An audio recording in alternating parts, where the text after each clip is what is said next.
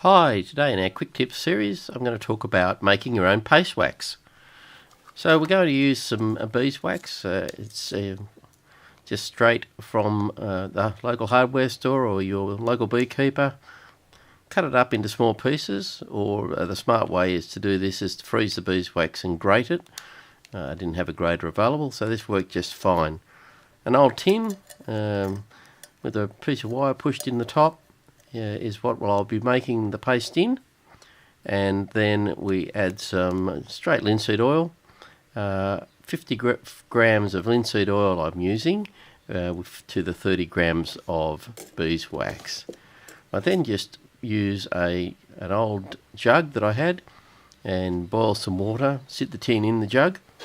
The wax will melt at around 70 degrees, so it's quite easy to get the wax to melt. We just boil the water and quickly stir the wax through it. It takes a couple of minutes and the wax will be fully melted. Make sure you don't boil the water over the top like I did into the wax. Had a bit too much water. Then take that out.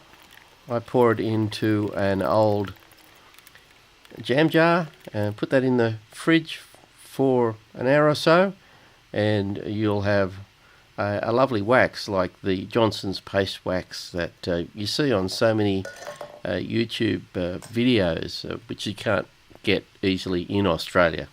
Hence, we make our own. And there it is. It works pretty well. Nice consistency at that ratio. You can put more linseed or less linseed on, depending on how hard you want that wax to be. And you have your own wax, very cheap. And here's one of the classic uses. This is my drill press table, wax on one side and unfinished on the other. Thanks for watching.